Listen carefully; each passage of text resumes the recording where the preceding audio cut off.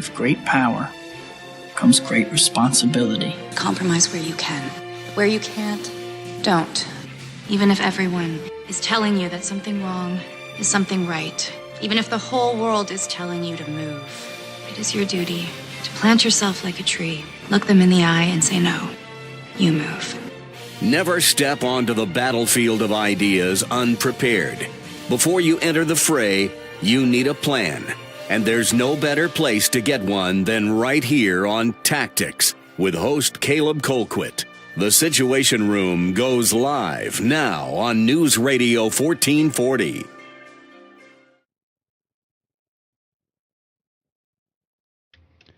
Hey everybody, great to be with you on this on this Thursday. Wow, can't even remember what day of the week it is, but no matter what day of the week it is, we are certainly glad that you've chosen to make us a part of your day, whether you're watching us on Facebook, on the Tactics page, or on the News Radio 1440 page, YouTube, Twitch, Periscope. However you're watching us, we certainly appreciate you being here with us and all of our program here at programming on News Radio 1440. By the way, also welcome to everybody that was tuning into News Radio 1440 and realized a Braves game was on.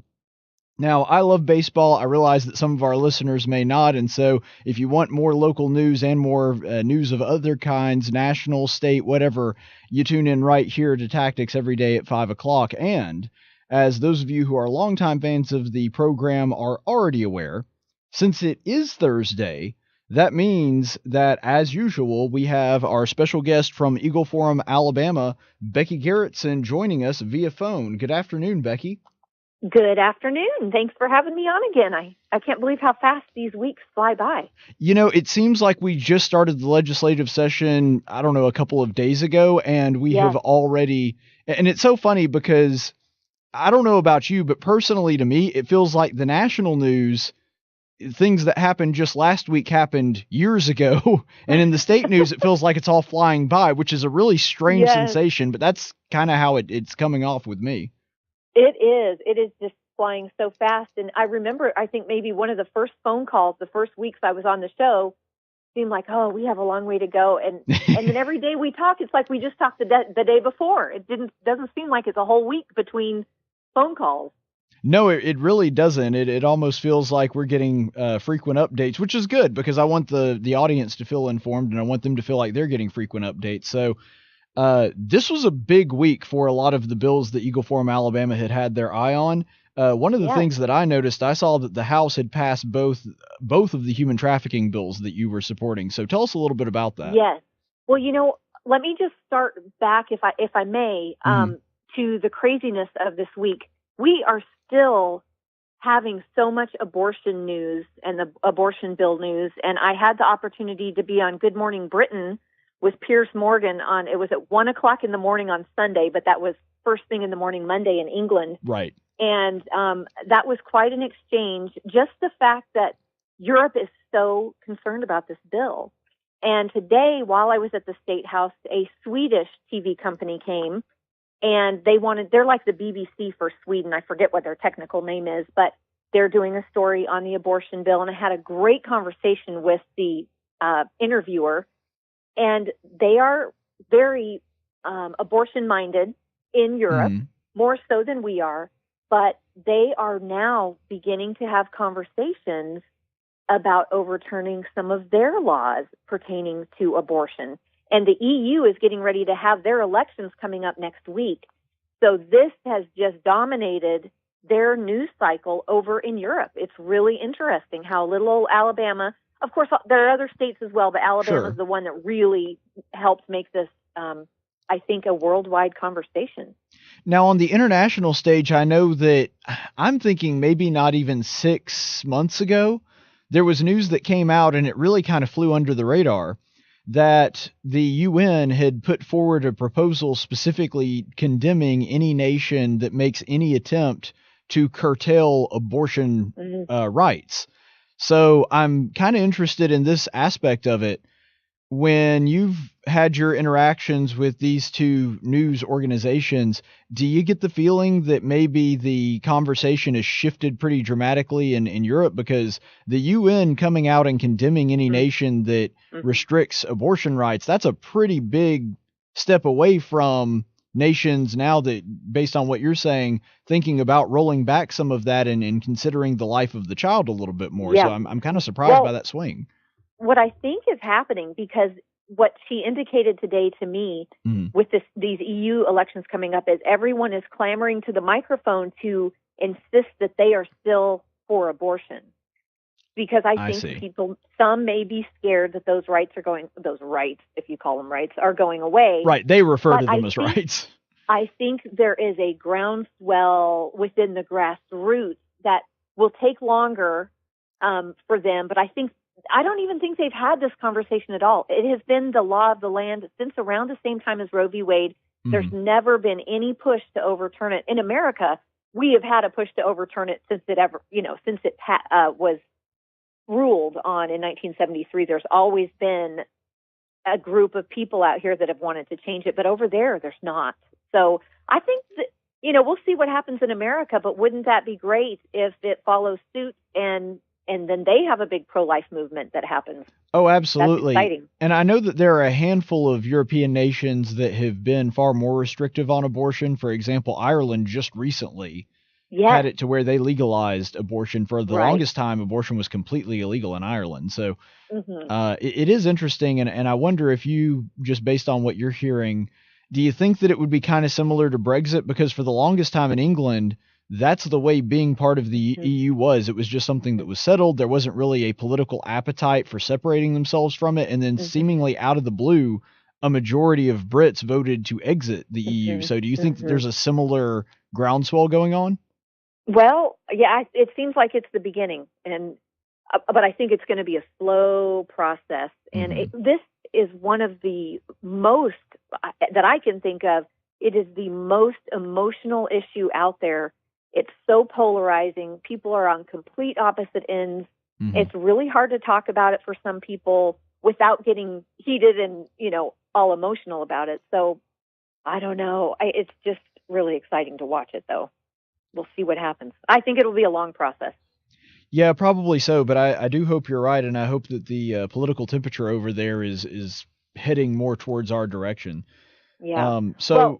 Along those lines, though, Caleb, this is so great. This week, the House, especially the House, has been staying real late at night, like till about midnight.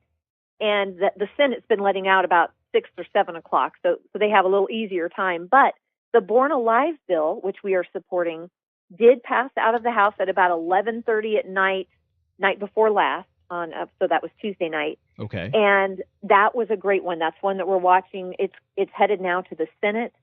I think it will have an easier time in the Senate than it will, because we have a much easier majority in the Senate. I don't think we're going to have a problem up there, but we are running out of time. Next Friday, the legislature is planning to be done. And so all these bills that are left on the table if they've only passed one house, they've got to hurry up and go through committee in the next house and then get on the floor for debate. And so everyone is freaking out down there for their bills, to make sure that their bills make it onto the calendar. Yeah, it's coming down to the wire. And I remember there was some really good legislation that I supported that wound up not getting passed just because it didn't make it to the floor last year. Yes, that happens so often. And there was a big hubbub last night. They were on a special order calendar, which I won't go into that, but actually they had moved over to a 10-minute calendar where you have 10 minutes. There's a list of bills. The sponsor gets up, talks about their bill, and they have 10 minutes to discuss it, introduce it, and then boom, it's vote time. You don't get, hours to debate it. Well, one of the representatives got up while there were still 38 bills left. He got up and wanted to pass a resolution to censure or reprimand John Rogers, the representative who said, kill him now or kill him later. Oh, I saw that. That was Mooney, wasn't it? Yes, it was. So he's, by the way, running for Senate against Doug Jones. Yes. And when he did that, all hell broke loose. and it was very loud, and they ended up adjourning after that. But what that did was those 38 bills left on the table are basically dead. So there are a lot of angry people who were really hoping that their bills were going to get passed. I did notice today 2 of the bills that were on that kill list yesterday, and he wasn't trying to kill the bills, but John Rogers was so upset about this resolution coming against him that he threatened to kill every bill that came through, and that's why they just adjourned. So it was sort of an unintended consequence. But, yes. Yeah. I don't think Mooney thought it was going to go that way. I didn't get a chance to talk to him today while I was down there, but I'm sure he would not have wanted that to happen to those bills. But one of our human trafficking bills was on there, and so I'm hoping that it will be able to be put on a list, on next week's list, and be able to make it on up to the Senate. You did say 2 of them passed. I believe that was last night. I was not there. We left right before our speech bill was number 2 on the list yesterday. It took 3 hours of debate, almost 3 hours, to debate that bill, which blew me away. That was almost as long as the abortion debate. So it's a great bill, and what it does is provide, free speech on campus, which we're having a problem getting. We're going to get rid of those free speech zones where if you want to say something controversial, you have to go over and stand in the corner. But the colleges don't want to be told what to do, and the colleges have a lot of power at the State House. They do. And so right after that bill passed, it was late, and we wanted to go to dinner. And the human trafficking bills were right after that. So I'm glad to know that they passed, and now they're going to head on up to the Senate. Yeah, and that's one thing that in my opinion, and maybe you can tell me different, but so far as I can tell, this is something that is bipartisan. There's not a lot of opposition to it in either party, so I could see these 2 passing pretty easily. Yes, me too. And I think it's not going to be a time waster. There's not going to be a lot of discussion over it. I mean, who is going to come against stopping human trafficking? And these are really good bills as well. The other big thing, Caleb, is the lottery. Ooh, we were on pins and needles on Tuesday. Yeah, the Senate killed the lottery bill. Well, yes, it was in the House, and they have to pass the BIR, which is the Budget Isolation Resolution. Before they can pass any bill, they have to move the budget out of the way. And when they did that vote, there wasn't enough yes votes, which basically tells you there's not going to be enough yes votes for the actual bill that they want to pass.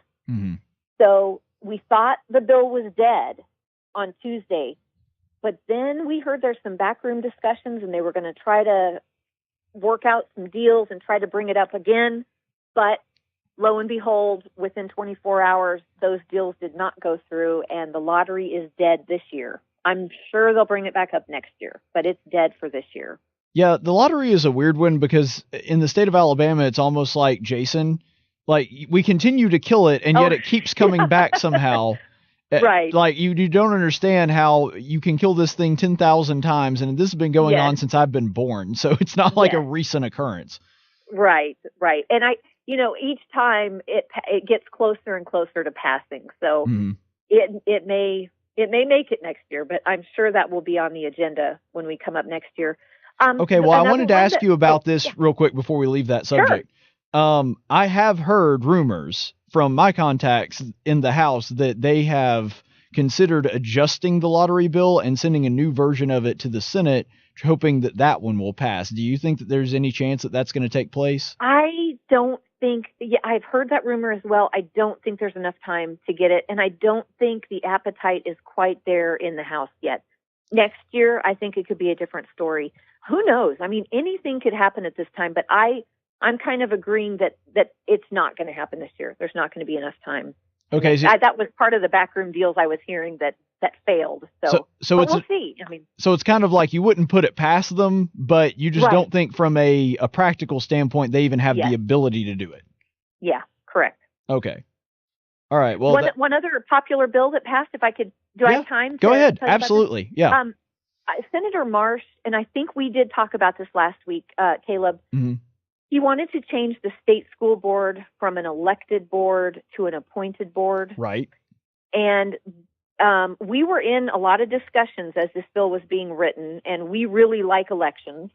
We think that's the best way to hold people accountable, and we did offer some suggestions in this bill. However, this passed very quickly this week in the Senate, Mm-hmm. and it actually passed out of committee in the House. So I expect this to pass on the House floor next week, which means that, and I'm pretty sure it's going to pass, which means that we will have in our next election coming up in March during the primary of 2020, right, we will be voting whether we want to keep an elected school board or if we want it to be appointed.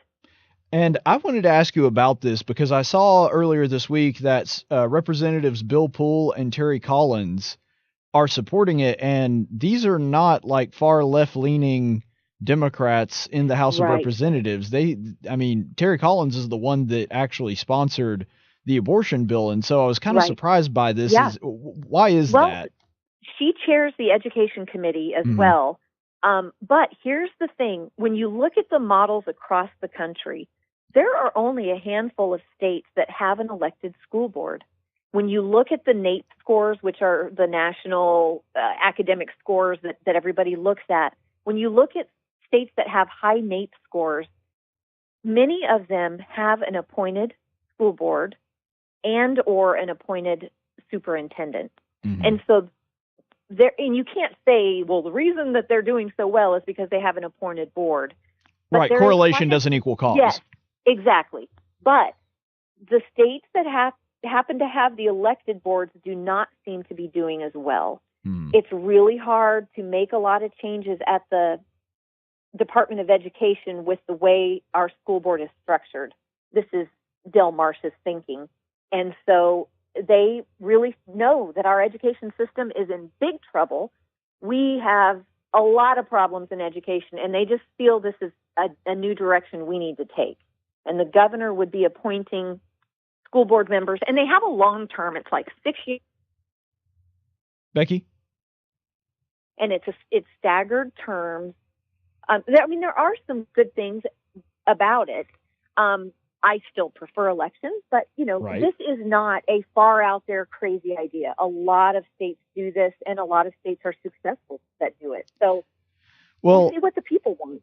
Yeah, and that's the thing. I don't think that this would be the end of the world or that education would be destroyed automatically if this thing passed or anything like that. However, I will say this, especially considering that Alabama has a reputation as being corrupt and being a good old boy system. I think that an appointed position and several appointed positions in this case kind of opens the door for a lot of that corruption to take place with people that aren't necessarily qualified and so on and so forth. Mm-hmm. One great thing that we do like about this bill, if it is going to happen, there are some safeguards, and one of those is that the Senate will openly vet these people. There will be confirmation hearings. So this is great. It's not just going to be a secret thing that the governor says, oh, I want my best friend to be here. And we will, as people, as citizens, we will be able to watch these hearings and be able to weigh in on that. So that's great. If you're going to do it that way, at least we're going to have a little bit of a safeguard there. Right, and I do appreciate that, and I understand that one thing that I also would like about this bill if it goes through, and I think this is going to happen either way, honestly, but one thing that they have stipulated on this bill is that if it passes, the appointments, part of the deal with the new school board that would be appointed would be that they have to get rid of Common Core. Okay, and that actually is written into the bill, that we are going to get rid of Common Core, but this is Eagle Forum's biggest hang-up, is that language. When you read the language in the bill, it basically does the exact opposite. It cements in the Constitution that we will have national standards, and we screamed over and over, and we wrote language for them, a suggested language to say the same thing they want to say without saying it the way they did, that could be read that we will have to have national standards So we are still hoping for a floor amendment to be added when this comes up, and we're still working on that. But the bill was written in a way that we could get rid of Common Core. It's just the way it's written, we don't think that's really going to happen. So if I'm understanding you correctly, and if I go wrong on this, just tell me so my audience gets a better idea of it. Mm-hmm. What you're saying is essentially that they're saying you have to get rid of Common Core, but you also have to have national standards. And what is the national standard? Common Core. Therefore, you have Common Core. You just have it. The name is gone, but the content is still there. Yes, you are absolutely right. Okay. And they wanted the name Common Core in that bill because that will drive people to the polls. And we're all about getting rid of Common Core, and I don't mind having. Oh, I know you've been on the front lines on this for a while. But this is my personal feeling. That bill to get rid of Common Core that was passed in the Senate early on, the first couple weeks of the session, stalled in the House because they got this idea to change the school board. And if we got rid of Common Core before, then they couldn't get people to the polls to vote on this appointed board. So they needed Common Core to stop trying to repeal it so they could use it as the carrot to get people to the polls. So in other words, they used the removal of Common Core as a political bargaining token to get this. Yes. And they stalled us truly getting rid of Common Core this year. It stopped the bill in the House. Well, Becky, I really wish that I could tell you that I was surprised about that, but honestly, that doesn't surprise me not one bit. No, one thing, doesn't, and it's frustrating. It is. And speaking of education, one thing I wanted to talk about, and I know that you mentioned this earlier, is that the free speech legislation moved forward. And I was watching Sean Ross was live tweeting this whole thing. Oh, okay. When it was going on. And some of the debate, and I know that you're accustomed to this because you hear a lot more of it than the average citizen for sure. Some of the debate was just awful. Poor reasoning, poor logic. I think it was Representative Moore, I believe, that was saying Moore and Gavan both were horrible. Right. Moore was saying racist. They were saying that, and another thing that they were saying is this was probably my favorite takeaway line that Sean Ross was tweeting out that she was saying, said, well, I'm for free speech, but I think governments ought to have a carve out for hate speech. And I'm sitting there like, well, then you're not for free speech. Yes. Like, it was very hard to listen to some of the debate on the floor. It was, wow, really, it could have made a good TV show because there was some crazy talk going on for sure. But see, that's why people watch this show, is because they don't want to have to watch through the hours and hours of that. They can just listen to us and get the summary. Right. But all right. I'm glad that passed. I think it is actually going to be really good, really beneficial for our state. And I think if anything else, the opposition and the debates against the free speech was the greatest commercial for the bill because of how bad it was. Yes. But we know the universities are really going to fight this in the Senate. Right. Again, we're not asking them to do anything hard, just to write policies that protect free speech and to get rid of the free speech zones, basically. I mean, this is not a difficult thing, but they really don't like being told what to do. And so we're just hoping. We've compromised a lot on our bill already to get it to where it is. It's a wonderful bill, and I believe, without a doubt, if it passes in the Senate and becomes law, it will be a model bill that will be used in other states. It's a really good bill. So we don't want anything stripped from it. We don't want it stopped in any way. So if y'all want to pray about that, just pray it goes through next week. And I hope when we talk on Thursday, they're planning on ending on Friday, by the way. So I hope to be able to, I may be at the State House Thursday night at 5:00 when we talk, but I hope to be on with you next week. But I hope that I'll have good news about it passing. All right. Well, we look forward to that. One last thing that I wanted to ask about, and you may not have kept up with this. I know that there's, dozens and dozens of bills being juggled in the air at any given time. So if you don't, that's fine. But what about this plan that it's kind of in the elementary stages right now? It's just now starting to bubble up. Governor Ivey pushing for this I-10 toll. You know what? There was something about tolls today. I think that was something different. There is a toll road bill going through right now. Caleb, I really don't know about it. I really don't know enough to even talk about it. So, maybe I can look that up. All right. Well, I 10 times would rather somebody, whether it's you or any other guest, when I ask them a question and they're not real confident about the answer, saying that as opposed to trying to come up with something that may or may not be right. I can't even bluff my way out of that one. I really don't know. My focus has just been on what's going on right now.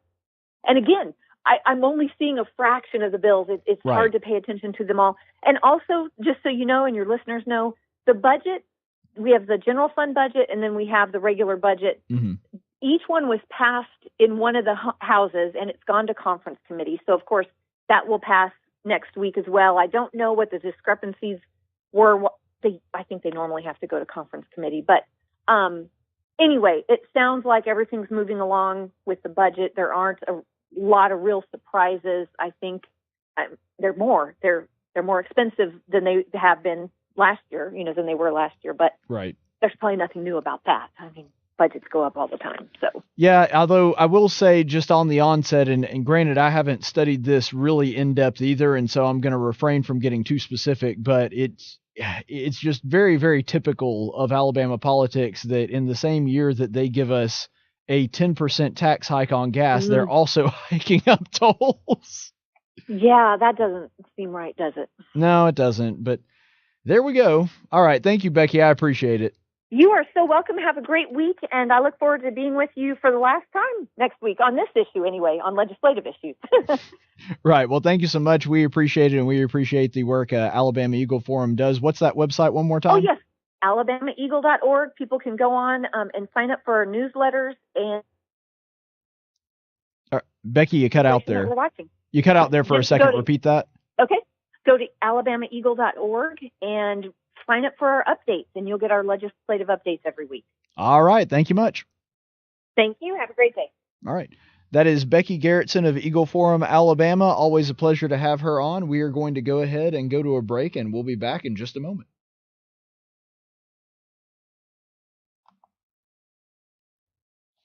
And now for a reading from the Social Justice Warrior Bible with Pastor Gregory Post. Welcome in. I'm Gregory Post, head pastor at the Eternal Living Word Trans-Denominational Community Church and Coffee House in Novato, California. And now for a reading from the SJW Bible. Today's reading will be from the Gospel of Luke, chapter 7, verses 2 through 10. And a centurion's slave was sick and about to die. When he had heard about Jesus, he sent some Jewish elders asking him to come save the life of his slave. When they came to Jesus, they earnestly implored him, saying, "He is worthy for you to grant this to him, for he loves our nation, and it was he who built our synagogue." Now Jesus was triggered upon hearing this and said, "None of the good things he has done matter, because he is a slave owner, and we must never admit that anyone that ever owned slaves is capable of doing anything good. Furthermore, instead of asking me for help, you should have passed universal health care by now so that he could receive treatment for free." Then Jesus started on his way with them, and when he was not far from the house, the centurion sent friends, saying, "Lord, do not trouble yourself further, for I am not worthy for you to come under my roof. For this reason I did not even consider myself worthy to come to you, but just say the word, and my servant will be healed. For I am also a man placed under authority, with soldiers under me, and I say to this one, go, and he goes, and to another, come, and he comes, and to my slave, do this, and he does it." Now when Jesus heard this, he marveled at him, and turned and said to the crowd that was following him, "I say to you, this man is engaged in systematic oppression. He is clearly engaging in wage slavery by controlling the means of production to exploit the labor of those around him." Then Jesus gathered up a mob and protested on the centurion's lawn all night long, with torches and signs reading, "Down with the patriarchy," terrifying him and his family. We never really found out what happened to the centurion's slave. Wow. So inspiring. Thank you for listening to this reading of the SJW Bible, and remember, the only truth that matters is your truth.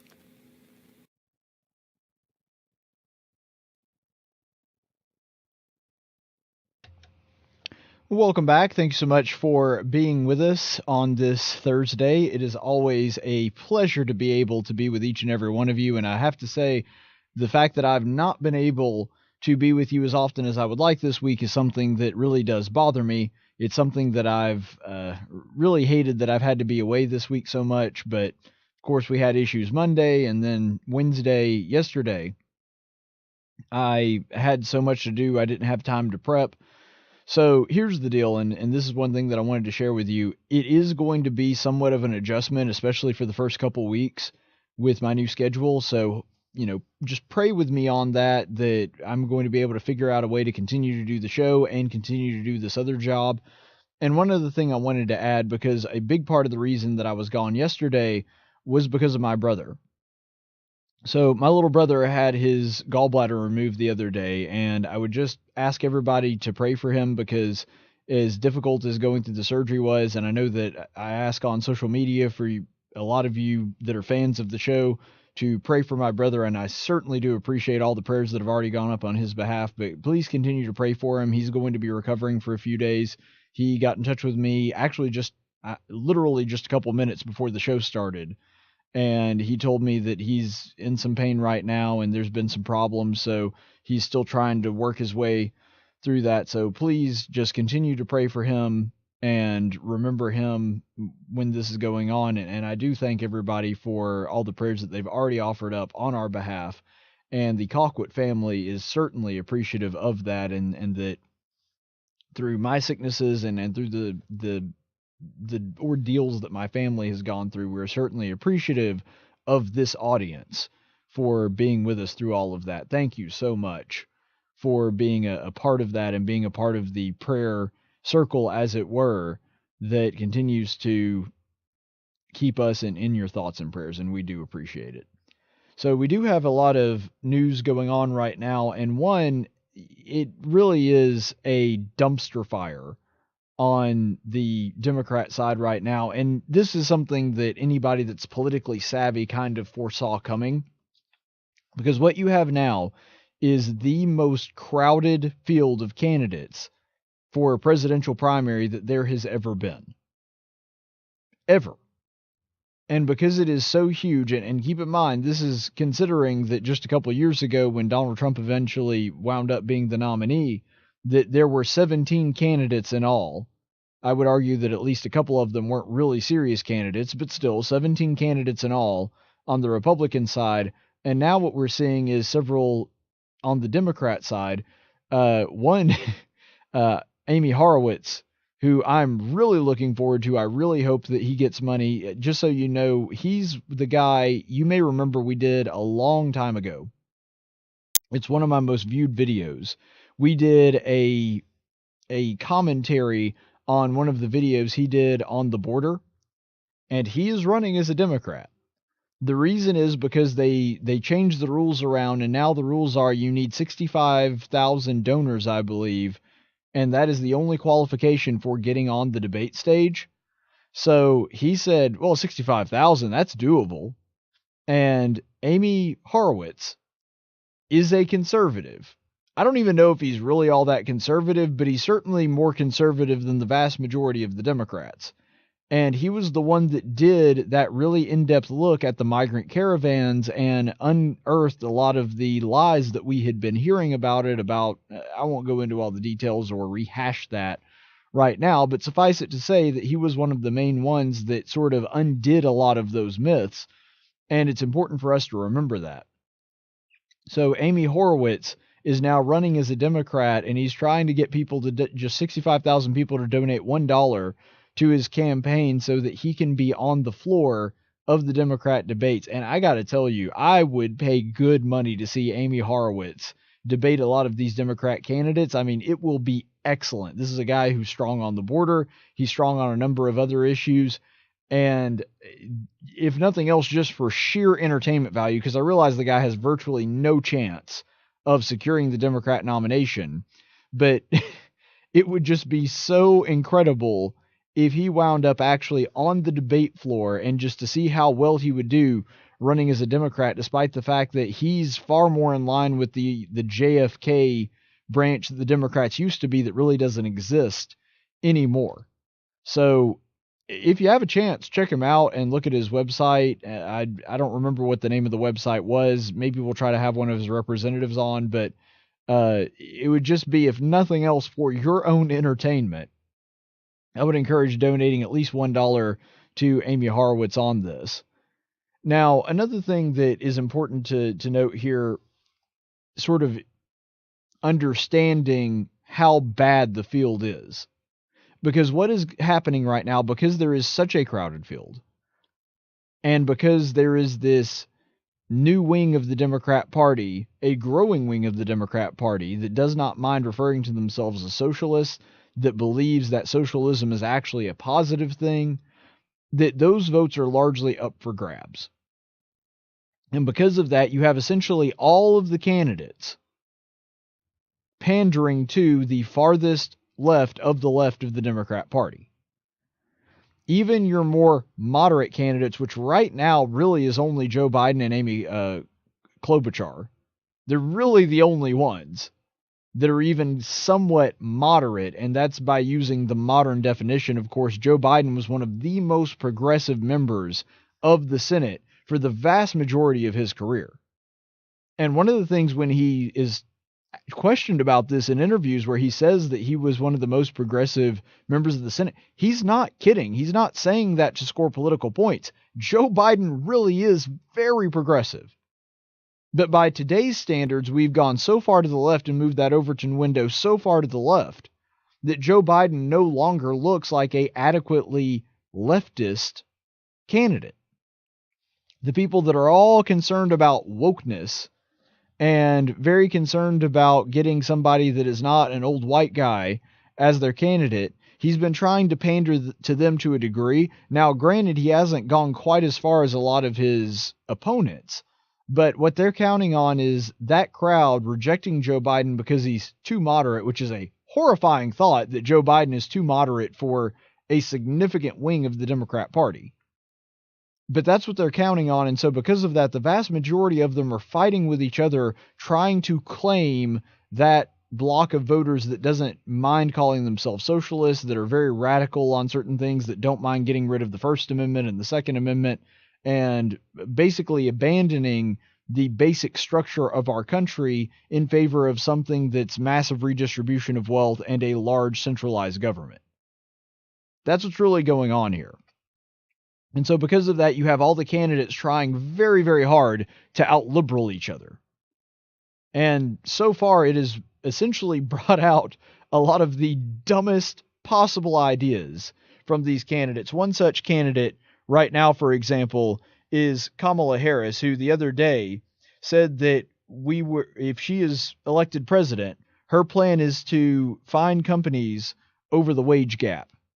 Now, in this plan that she has proposed, there is no consideration for anything other than gender. What you do is you have a list of all of your male employees, a list of all of your female employees, take their average pay, and if it's not equal, then you are going to be fined for that. And here's the thing. The way that this thing is structured, it's actually reversing the innocent until proven guilty thing, because fines are penalties for engaging in something that is against a policy or a law. And the reason that this one is so incredibly dangerous is that you start out with the assumption that you're not paying men and women equally, and you have to prove to them, this is the way that her plan was proposed, you have to prove to them that you are paying men and women equally. Now, the process that I just laid out, the reason that that is so incredibly problematic is, let's say that you are a company that has very high hour demands, but a lot of your female employees, even though they have the same pay rate, choose not to work as long hours because they're a little bit more family oriented, which, by the way, is a very common thing in the workforce. There are a lot of women that choose to prioritize family over money, or prioritize family over their own ambition, in other words, moving up in the company. And because of that, because that's where their priorities lie, and I wonder if they're really the smart ones because that is really where their priorities lie, they tend to not work as much. They tend to not get as qualified. They tend to not attend special training that would allow them to qualify for higher pay. And so because of that, it's very common in a lot of these companies for women to not make as much as men. Doesn't mean that if they're doing the same work, they're not getting the same pay. It just means that on average, the women are choosing less demanding careers because they prefer to, have a family. Another thing is maternity leave, for example. If you have a worker that is out for several months because she was giving birth and wanted to be there, let's say for the first couple weeks or a month or whatever of her child being at home, then that is going to look very, very different for the men in your company. And that's really the issue with this whole gender pay gap thing in particular, is that it makes no sense to compare apples to oranges and say that they ought to be paid the same when you have some employees that are gone for months at a time, and you're saying, well, they should make the same. Well, they didn't work as much. They didn't give as much benefit to the company. And that's really the problem that you're running into. And another thing, too, what are they going to do with companies that pay women more? Like nurses. What are they going to do about the modeling industry, which pays female models way more than it pays male models? And should, because they're more valuable. They bring more money into the company. What are they going to do about companies that pay a lot more, like Google? Google did that survey. You remember last year, Google, super woke left-wing Google. It turns out they were paying women a lot more than men, probably because of their left-leaning agenda and their tendency to try to be as woke as possible. Well, if that's the case, and they're paying women more, does that mean Google is now going to get fined for paying women more? There's a whole cascade of unintended consequences that you can tell that Kamala Harris clearly has not thought this out.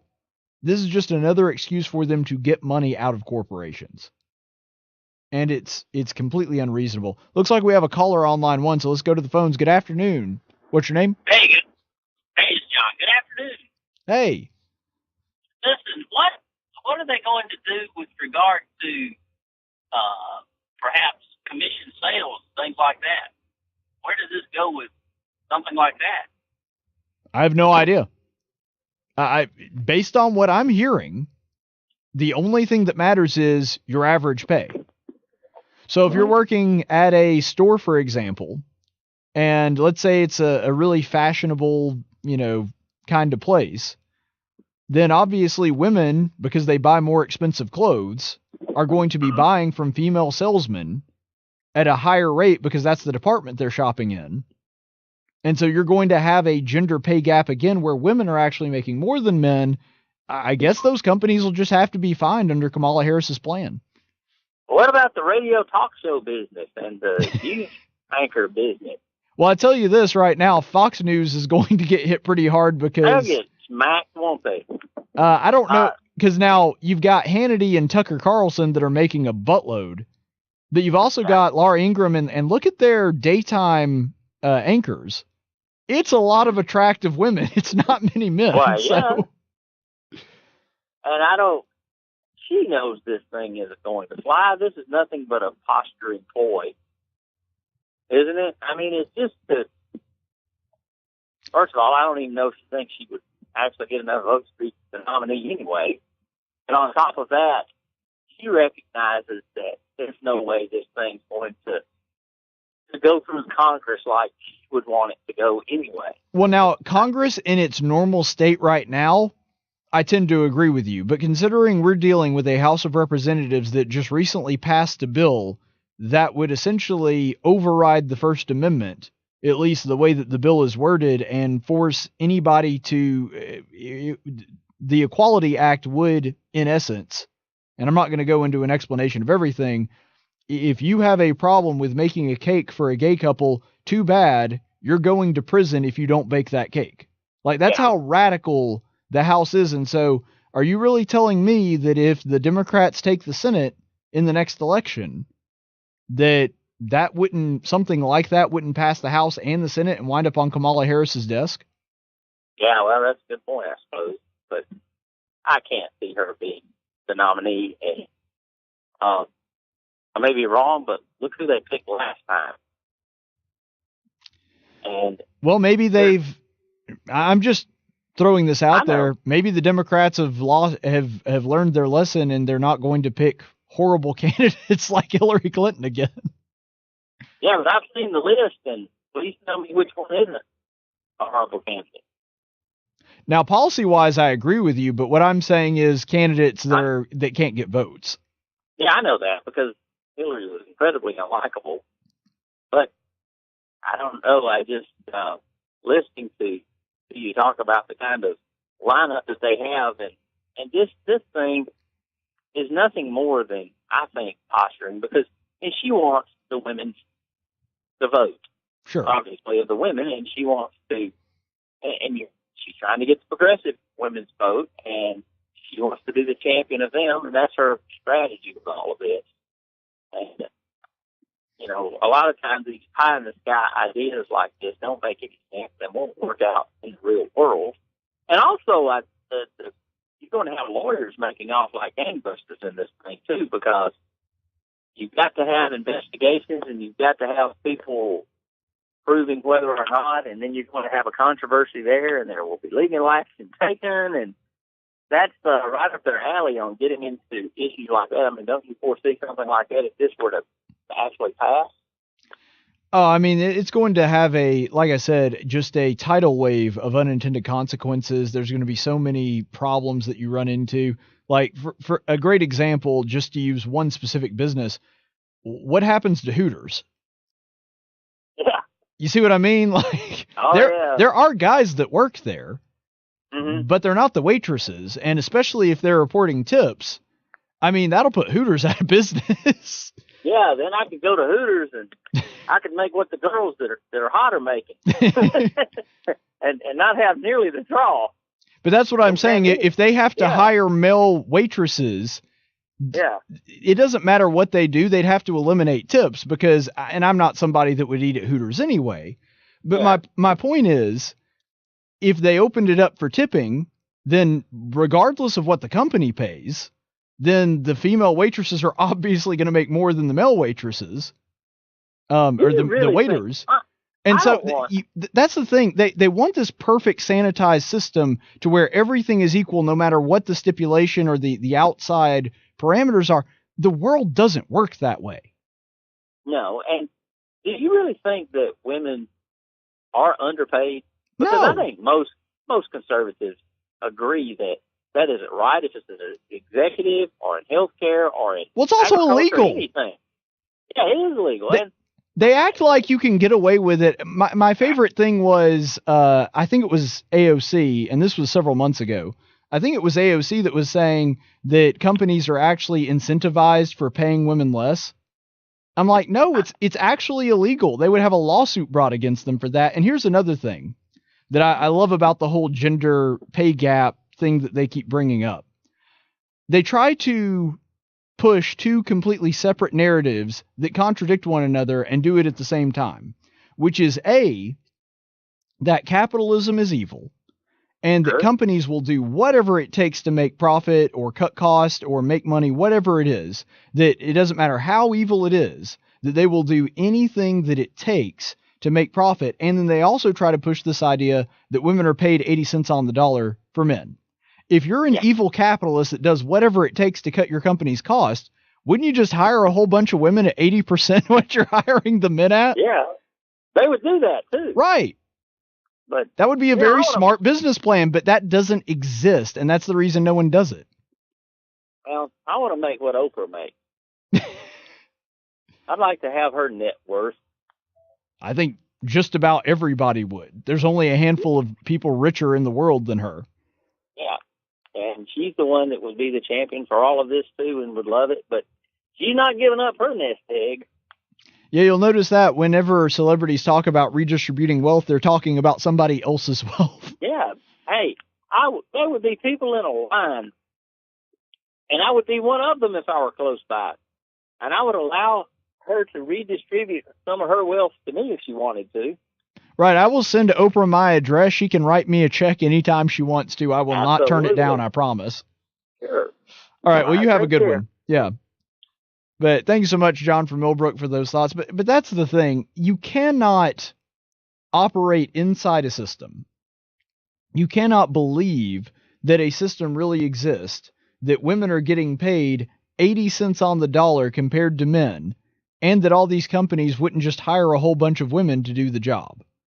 If you have a genuine case of a man and a woman employed at the same company with the same level of experience and the same level of expertise, the same quality of work, doing the same job, and there is a woman making less than a man, then yes, absolutely that is wrong, and I will fully support anybody going after that company for doing that. I have no qualms whatsoever about that. But that's not what we're talking about. They want to take the statistic that backs up their narrative, which is that women on average make less, which is technically true, but that's comparing heart surgeons to bank tellers to cashiers at Walmart. It's not the same thing. And that would be true if it were reversed. You cannot tell me that it would make sense for somebody that is a heart surgeon making the same amount of money. Let's say the heart surgeon is a woman. It makes no sense to look at the average pay of a heart surgeon that is a female and the person running the information desk at a hospital who is a man and say, oh, there's a gender pay gap, we've got to do something about that. No.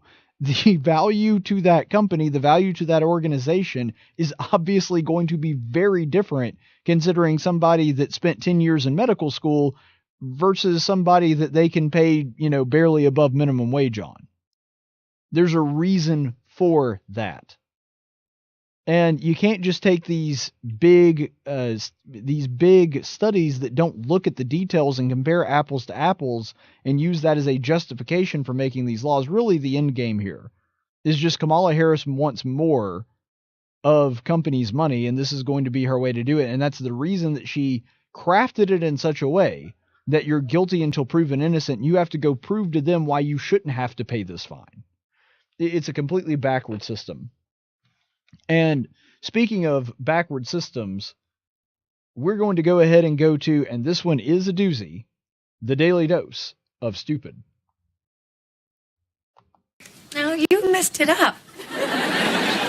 You're stupid.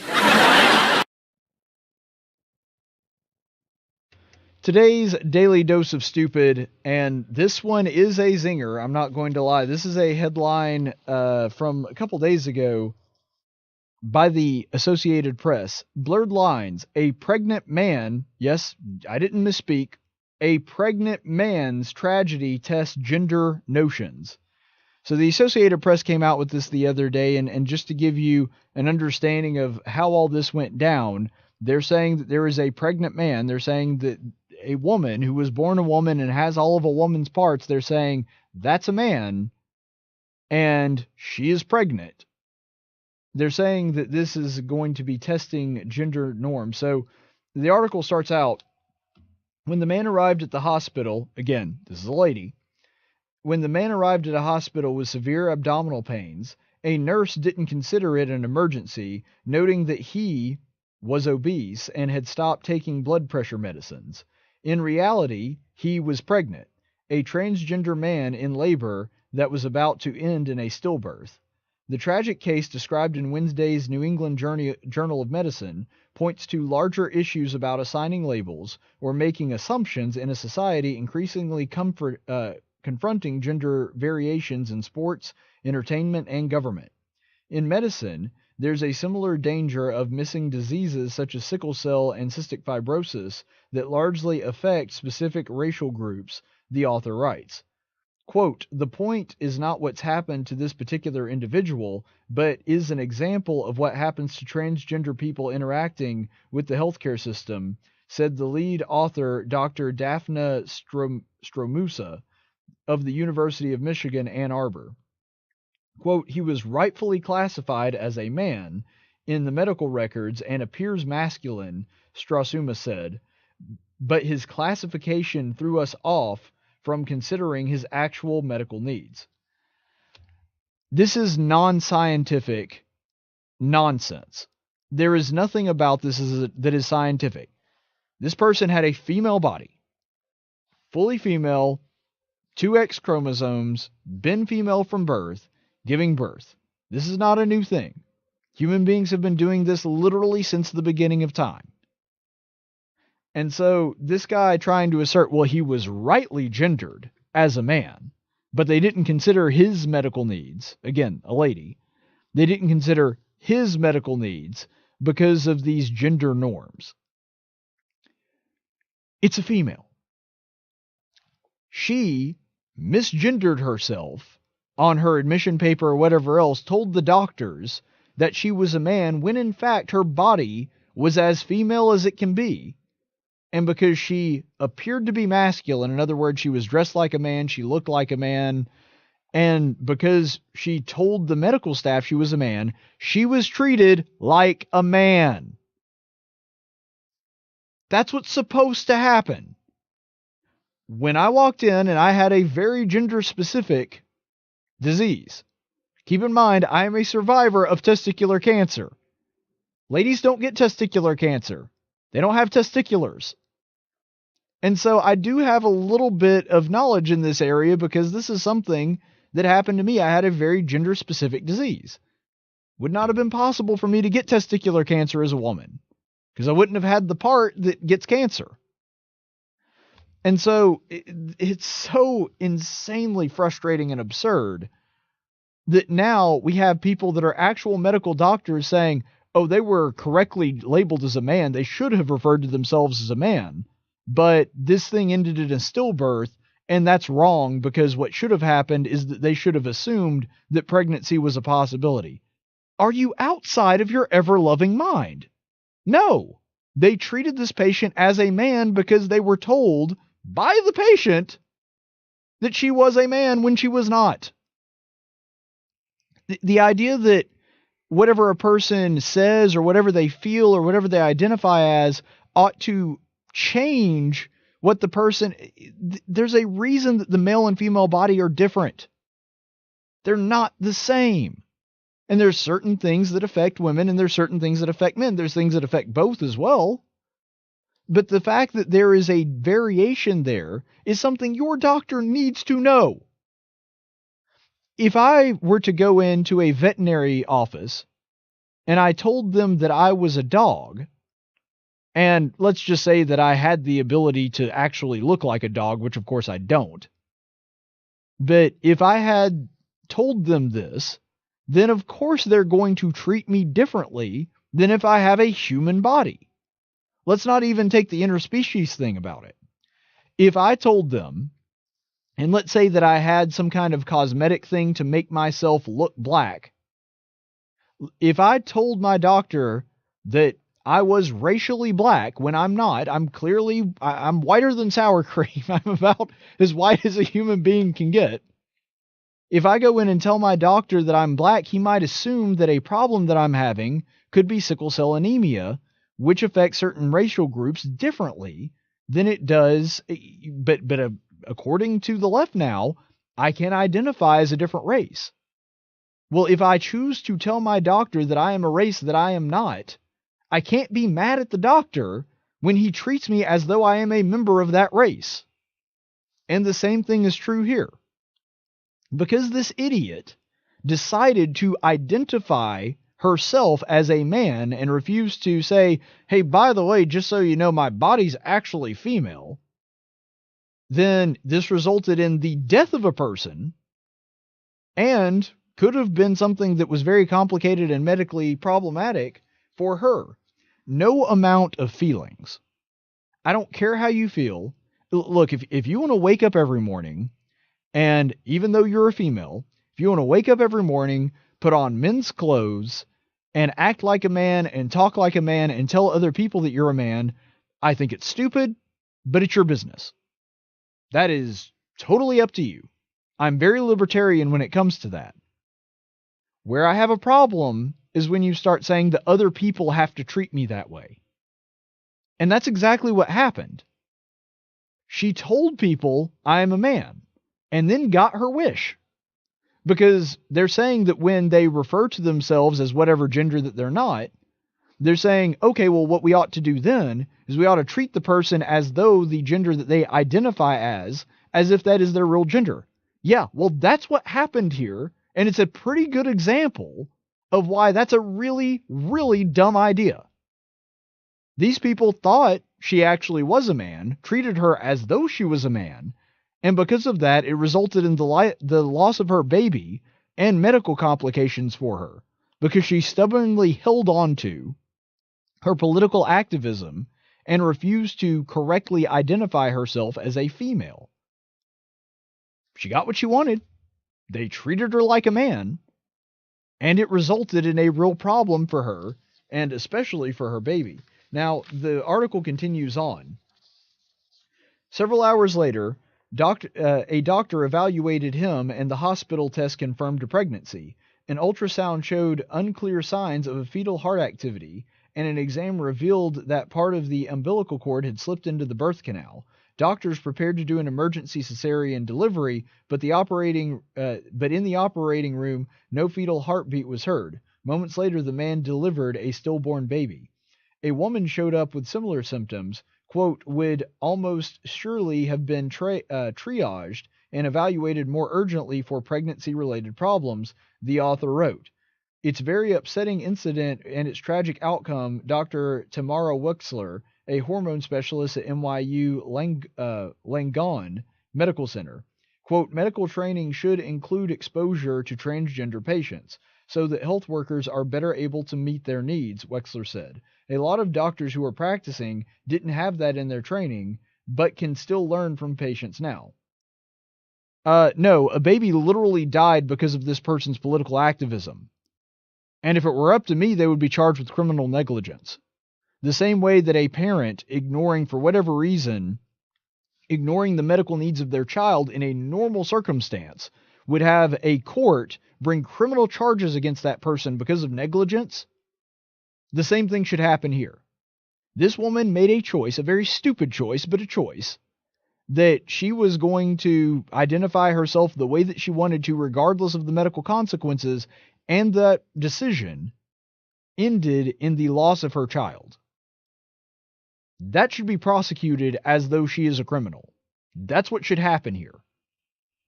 And by the way, there are several occasions where lying on medical forms is an actual crime, and nobody's even bringing that up here. Furthermore, these treatments, what they're suggesting is, well, what ought to have happened is they shouldn't have just assumed that the person had a male body just because they told them that they were a man. If that's the case, there is no point in even telling them what gender you are. If that's the case, there is no reason to bring that up on your form, and that is going to result in a loss of time, which is a really important thing in the medical field. And it's also going to result in possibly even lives lost. Certainly a decrease in care. Because if you are required by law to treat every single person that walks in your door, regardless of what they have, as though they could or could not be a male or a female, you are going to lose precious, valuable time. You are going to be wasting the time of medical professionals who could be using that time to help other patients because of your idiotic political activism. In my case, for example, one of the symptoms that I was going through when they found my tumor was abdominal pain. Would it have made any sense for them to do an ultrasound on me to determine whether or not I was pregnant? No. It is medically impossible for me to get pregnant. I don't have a uterus. Me telling them that I was a guy helped them more quickly figure out what was wrong with me. That is time that was probably used to help another patient that wasn't wasted on me, because it would have done no good for them to check for that. And this idea that in the name of political correctness that we should adopt practices that could cause people to lose their lives has shown where the left's priorities really are. They are perfectly comfortable with other people possibly, experiencing medical injury or even losing their own life and wasting time, which, by the way, will also make healthcare more expensive, which is one of the things that the left is supposed to be in favor of, bringing down the cost of healthcare. That would make treatment more expensive because they're wasting time doing a whole bunch of useless procedures on people that can't possibly have the ailments that they would be potentially checking for. That would increase the cost of healthcare, and it would put the lives of other patients at risk. So the idea that this is what should happen is just absolutely stupid. Later on in the article, Nick Ryder is a transgender health specialist and psychologist at the University of Minnesota, said training isn't enough. There are implicit biases that needed to be addressed, Ryder said. Health records may use male-female templates for gender, but, quote, it doesn't mean that we just throw our critical thinking out or think that humans are diverse, Ryder said. Oh, you want to talk to me about critical thinking? There is no rational person that uses critical thinking on this earth that believes a man can be pregnant. There just isn't. This is anti-scientific nonsense. The reason that we have this template, the reason that we do treat men and women differently, is because their bodies are different. You may not like that, it may not make you feel good, but it's the truth. Sorry, that's the way things are. You can exist in your little fantasy land where anybody can change their gender on a whim, but don't ask the rest of us to sacrifice our health care for your ideology and your activism. That's not something that's going to be a starter with me. And furthermore, what really should have happened here is that somebody who is a psychologist should be saying, look, that's something that should be treated psychologically. Whether or not you think transgenderism is good or bad, whether or not you think they should be treated as the gender that they claim to be or not, you should also have the disclaimer, but when it comes to medical procedures, you need to tell them, hey, by the way, genetically I'm a man, or genetically I'm a woman. They need to be aware of that stuff because we have different parts. It's just absolutely insane that now they're essentially blaming the doctors. And that's what's so patently absurd about this. What the doctors did is they reacted the way any normal, rational, clear-thinking person would, which is, she looks like a man, and she's telling us that she's a man, therefore we're going to treat her as though she's a man. They didn't do anything wrong. They were operating under medical science would suggest that there are males and females. And because of that, they didn't know. They can't be held responsible for knowledge that they didn't have. She decided to tell them, I'm a guy. They treated her as though she was a guy, and complications arose, and a child died for this person's political activism. This isn't the fault of the doctors. They were doing what they were supposed to. They were operating under scientific fact, which states that human beings are divided into male and female. They were operating under that assumption, which is the correct assumption. It was the patient that was stupid enough to say, well, I don't care whether I'm a female or not. I'm going to tell people that I'm a man, even when my life or the life of somebody else may be forfeit because of that. So no, the doctors didn't do anything wrong. It's this person that did something wrong. And they ought to be criminally charged because of that. Let's go to the chaplain's report.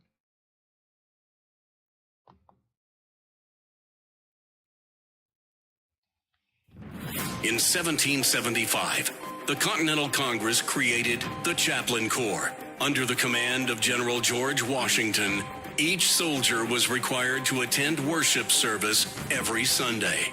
While other armies advanced on their feet, Washington's troops advanced on their knees. It's time for the Chaplain's Report with Caleb Colquitt on tactics. The Chaplain's Report today comes from the book of Daniel. You may remember that we've been going through a series on the book of Daniel. And specifically what's happening now is Daniel has kind of closed up its narrative to a degree, and now it's moving into the prophecy that takes place later on. But it's important to remember here that it's not chronologically later. See, that's something that we have to bring up to really fully grasp what's going on. In fact, we do have a date, we do have a way to know when this prophecy is taking place, not the result of the prophecy, just when Daniel gets this vision. Because we know that actually happened in the first year of Belshazzar. So you may remember in the narrative of Daniel, we've already gone through the lion's den, which happens after that because the Medes and the Persians have come and taken over the Babylonian Empire. But this vision, when it comes to Daniel, that hasn't happened yet. This is in the first year of Belshazzar reigning in the place of his father, King Nebuchadnezzar. And so the book of Daniel isn't in perfect chronological order. It's more divided up into the narrative section and then to the prophecy section. But parts of the prophecy section were actually revealed to Daniel before the narrative section actually ends. And so you've got the stories and the prophecy, but the revelation didn't necessarily happen in that order. So in this prophecy, Daniel sees this vision of 4 beasts coming out of the sea, a winged lion, a bear, which happens to have 3 ribs in its mouth, and a winged leopard, which has 4 heads, and a dreadful beast. And it doesn't give a lot of description on what the dreadful beast actually is. It just says that it's a dreadful beast and gives some of the description of its physical characteristics, but doesn't say what kind of animal it really is. And then, of course, we have the Ancient of Days appearing, and we have the verse that we looked at yesterday talking about the coming of the Son of Man, the coming of the kingdom, and a kingdom that will last forever and will be established. So let's go ahead and look at this next section of Scripture here, now that we have that background. This comes from Daniel chapter 7, verses 17 through 18. These great beasts, which are 4 in number, are 4 kings who will arise from the earth.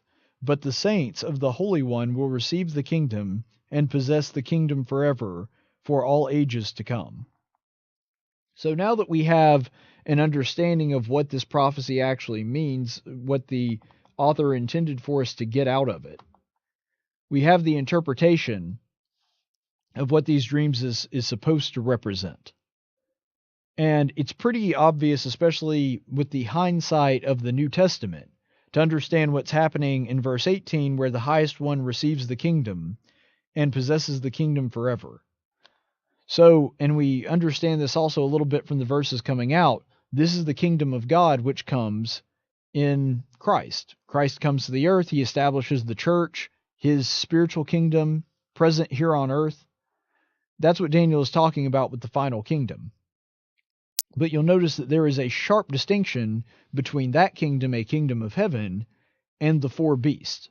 The 4 beasts are similar to one another. This kingdom is very different, in the same sense that earthly kingdoms are very different from the spiritual kingdom of heaven.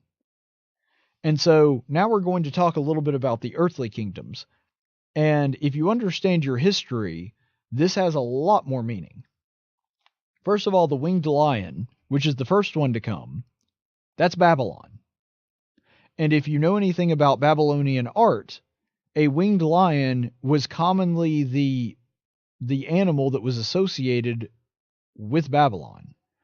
This is something that really shouldn't be surprising to us. Most nations have some kind of animal that they really like to depict in their art, and the animal kind of becomes synonymous with the nation itself. For example, in Egypt, that animal was typically a falcon, because their god was Ra, and that's what they worshipped. And so if you see a bird, especially a bird with the sun behind it, because Ra is a sun god, then that's typically a symbol of Egypt. You know that that is something that was usually used to depict Egypt. And this happens all throughout history. We even see it now. England typically associates itself with a lion. If you see a lot of the royals being depicted, some of the flags that you'll see throughout British culture, they depict lions. America has the eagle. Whenever you see a bald eagle, you think about America. You associate that animal with it. That's what happened with winged lions. Winged lions were kind of seen as the symbol of Babylon, and so it's not surprising that God would use the winged lion when trying to convey a truth to to convey a truth to Daniel, to use a winged lion to describe that. And it also makes sense that it's the first one, because remember Daniel's frame of reference. Daniel is living in Babylon before it's overthrown by the Medes and the Persians.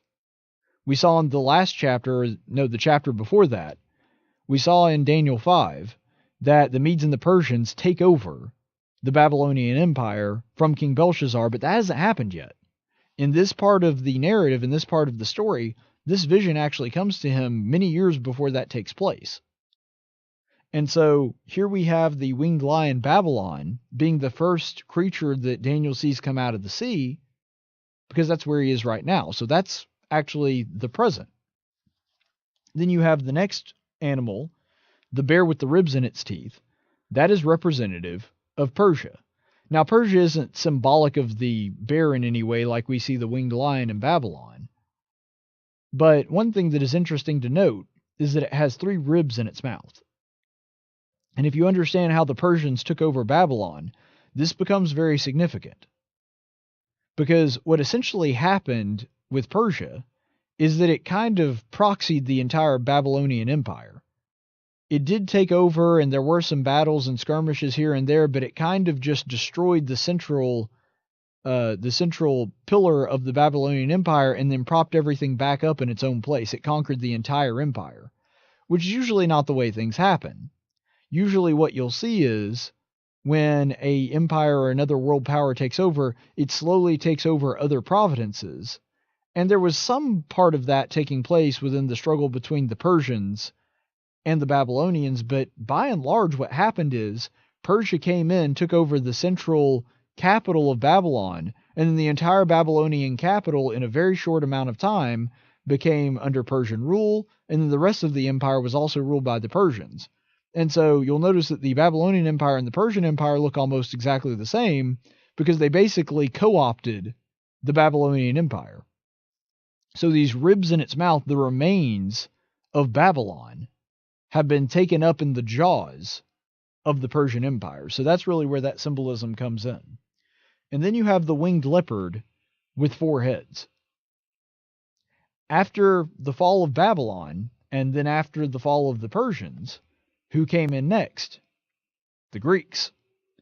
Alexander the Great conquered most of the known world, and it's actually in the central city of Babylon that Alexander the Great dies, because that's the last place that he really conquers and establishes himself and takes over what remained of the Persian Empire. And what happened after that? Well, Alexander the Great's empire was mostly divvied up by his generals. Remember, Alexander the Great died at a very young age, and seemingly pretty unexpectedly. And so the fact that he actually happens to be in the seat of power there in Babylon when he passes away, and his generals have to take over the entire thing, remember that a head directs the body. And so here you have the Grecian Empire that is led not by one person, not by one head, but several generals that were there with Alexander the Great. So this winged leopard with 4 heads is symbolic of Greece, because it's an animal that keeps trying to go in different directions, even though it's a great empire, because it has different heads trying to direct the direction of the leopard. And then finally, there's the dreadful beast. And the Bible specifically describes this as a beast unlike the others, because this is an empire unlike the others. And we've seen in the verse that we just read in Daniel 7:17 that these beasts represent different kings and different kingdoms. Well, Rome is the final empire, and the Bible specifically describes it as one that will take up the entire earth. Rome had conquered pretty much the entire known world at the time. I mean, its empire went from, of course, Italy, where it all started, and went as far up as the British Isles, went very far into the east. There were regions of the east that were actually worshiping Caesar as a god. And so the empire was incredibly expansive. And we'll get into the symbolism later about some of the horns, but this is the reason that a lot of the skeptics of the Bible try to drum up this story that the book of Daniel was written much later than it was, or at the very least the latter part of Daniel's story was written way after the time of Christ. You see, the reason that they propose this is because everything fits so well. Everything fits so perfectly that there are only 2 possible explanations. Either this was written after the fact. It was written after all these events took place, because there's no way an account this perfect could have taken place beforehand. Or the person that was writing this knew the future. The person that was writing this knew the future. Because Daniel understood, based on the vision that God had given him, because God knew the future, he conveyed that truth to Daniel. This is how we know that Daniel is a prophet, and this is the way that God instructs other people to know who the prophet is, if their prophecies pan out. Those scholars that try to skeptically say, no, that was written afterward, they can't explain away how everything fits perfectly. And so the only thing that they can come up with is they use circular logic. They say, well, it couldn't have possibly be written before all these events took place because nobody can tell the future. You see, they eliminate the possibility of a miracle by saying, but miracles don't exist. It would be like you bringing in an elephant and me saying that's not an elephant. And you say, well, how do you know it's not an elephant? I say, because elephants don't exist. You see, if I already don't believe in in elephants, even showing me something, if I refuse to believe it and close my mind, even showing me evidence to the contrary will not allow me to say, yep, you're right, there are such things as elephants. Because if I've already determined, nope, elephants don't exist, doesn't matter what you do to me, doesn't matter what you show me, doesn't matter what evidence I see, I'm going to assume that elephants don't exist. Well, then, of course, when you show me one, I'm going to say, nope, not a real elephant. Because to me, I've already made the determination in my heart that no matter what you show me, I'm not going to accept it. This is the reason that you see skeptics of the book of Daniel. They've already assumed that Daniel could not have possibly known this ahead of time, but all the details are way too perfect for them to say, nope, it's mere coincidence. So they do the only thing that they have left, which is to say that, no, somebody else must have written that and claimed to be Daniel way, way later. But all of the history we have backing the book of Daniel shows it was written when it was claimed to be, that it would have had to have been written before about 523 BC. That's the only explanation here. And the reason that they choose to be skeptical of this, the reason that they choose to say, no, it had to have been written at a different time, is because they can't accept that God is Israel. They can't accept that God already knew what was going to happen. He already knew what was going to play out on the world stage when it came to humanity, and he gave Daniel a look, a preview at what was going to happen. So they try to retroactively claim this, but we have manuscripts that backs this up. The part of Daniel that we're talking about that takes place in the latter chapters, that is included in manuscripts that predate this, that it would have gone along with it. We don't have the manuscripts from that far back because they wouldn't have been preserved. But there is no reason to believe that all of these things were added much later. There's no reason to believe that other than you try to assume that God is not real and Daniel couldn't have possibly known these things. Therefore, you arrive at the conclusion that you already decided to arrive at before you even started the journey. It really is a very, very powerful evidence that God is absolutely who he says that he is, and that his prophets were able to tell the future because of visions that he sent them. It is a powerful case for your faith. Stay the course, friends. Tactics is a production of News Radio 1440 and Cumulus Media Montgomery. Any opinions expressed on this program are those of the host and do not necessarily reflect the opinions of Cumulus Media. The theme song for Tactics is 6 Foot Town by Big and Rich. Graphics by Jessica Dawson. Broadcast studios provided by Cumulus Media Montgomery. Location studios provided by the Dalraida Church of Christ. Copyright 2019.